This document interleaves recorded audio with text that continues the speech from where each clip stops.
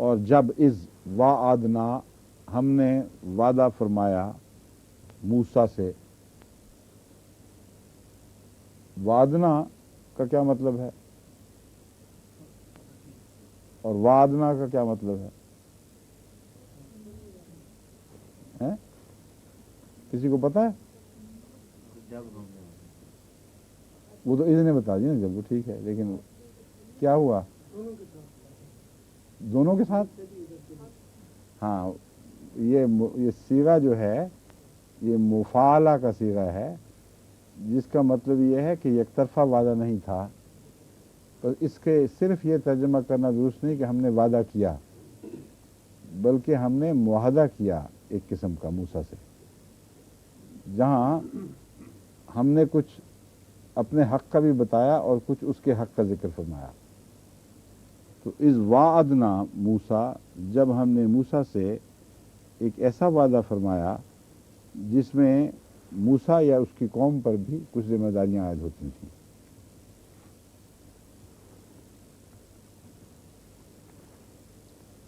اربعین لیلتن 40 راتوں کا. ان 40 راتوں میں کیا وعدہ تھا، اس کی کیا تفاصیل تھی، وہ تو بیان نہیں ہوئی، لیکن اس کے مان بعد وعدہ شکنی کا ایک ذکر ہے، جس سے مراد یہ ہے، جس سے پتہ چلتا ہے کہ اللہ تعالیٰ نے حضرت موسیٰ سے وعدہ فرمایا تھا کہ اگر تم 40 راتوں کا چلہ کرو گے تو تمہیں میں بہت بڑی بڑی نعمتیں عطا کروں گا، لیکن شرط یہ ہے کہ تمہاری قوم، یہ بھی یاد رکھ رہو، یا اس وعدے میں شامل تھا کہ تمہاری قوم پیچھے وفادار رہے اور میری عہد شکنی نہ کرے. تو یہ ہے وعدنا کا مفہوم.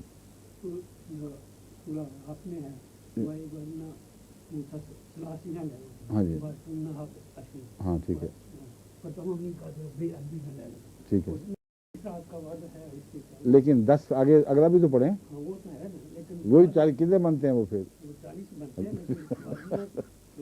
ہر جگہ اس طرح ٹکڑوں میں بیان کرنا ضروری تو نہیں نا، زاد نہیں ہے. وہاں 40 کی تفصیل یہ بیان فرمائی ہے کہ پہلے 30 کا تھا، پھر 10 میں اضافہ فرمایا، 10 کا اضافہ کیا، اور کل کتنا بنا 40 کا. تو وعدنا کے بعد 40 کہنا اس لحاظ سے غلط نہیں ہے کہ نتیجتاً وہ یہی بات تھی، جس کا مطلب ہے کہ نمبر اصل بات نہیں تھی. وعدے کے اندر تعداد اتنی اہمیت نہیں رکھتی تھی، وعدے کے اندر جو مفہوم تھا نعمت کا یا اس کے مقابل پر ذمہ داریوں کی ادائیگی کا، وہ اہم ہے. بس تعداد میں کچھ فرق کرنا وعدہ شکنی نہیں ہے. 40 تک جو بھی الفاظ تھے، 40 تک اس کا ممتد ہونا اس وعدے کے اندر داخل تھا، کیونکہ خدا نے تو وعدہ شکنی نہیں فرمائی.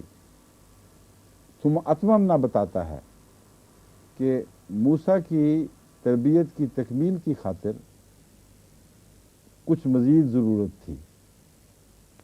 اللہ تعالیٰ نے فرمایا کہ میں 30 راتوں کے اندر تم سے یہ کام کر تمہیں یہ نعمت دے سکتا ہوں اور اپنے وعدے کو تم پر پورا کر سکتا ہوں. اگر قبولیت میں کچھ کمزوری ہو یا کسی بچے کی مزید تربیت کی ضرورت ہو تو وقت کچھ بڑھا دیا جاتا ہے. تو وہاں یہ مراد ہے کہ اللہ تعالیٰ نے عہد شکنی کے طور پر نہیں، بطور احسان حضرت موسیٰ کی کامل تربیت کی خاطر اس مدت کو 30 سے بڑھا کر 40 فرما دیا. جہاں تک وعدہ شکنی کا تعلق ہے اس کا موسیٰ سے تعلق نہیں.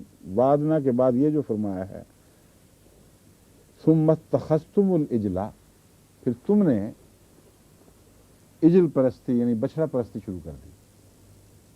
اس سے پتہ چلتا ہے کہ وعدنا موسیٰ کے اندر ساری قوم شامل تھی، اور ساری قوم سے یہی وعدہ لیا گیا تھا کہ ہم موسیٰ کو انعام دینے کی خاطر جو تمہارے لیے لے کے آئے گا ایک خاص مہم پر بلا رہے ہیں، لیکن تم اپنے عہد پر قائم رہنا اور عہد شکنی نہ کرنا. مگر تم ایسے ظالم لوگ ہو کہ اپنے حصے کے عہد بھول گئے اور تم نے عہد شکنی کرتے ہوئے بت پرستی یعنی عجل پرستی، بچڑا پرستی شروع کر دی. من بعد ہی، اس کے جانے کے بعد، وَأَنْتُمْ ظَالِمُونَ، اور تم بڑے ظالم لوگ ہو، یا بہت ظالم لوگ تھے، بہت ظلم کرنے والے تھے. دونوں معنی ہیں. بعض دفعہ یہ ماضی کا واقعہ بھی ہو لیکن ایک شخص کو ملزم بنایا جاتا ہے جب یا مجرم قرار دیا جاتا ہے تو ایک دائمی حقیقت کے طور پر پیش کرتے ہیں. ضروری نہیں یہ کہنا کہ تم ظالم تھے اس وقت، بلکہ تم ظالم لوگ ہو. ایسے ظالم کہ جب بھی ایسی باتیں ہوں ایسے ظالم یہی باتیں کیا کرتے ہیں. ان معنوں میں اس کا دائمی ترجمہ کرنا بھی درست ہے.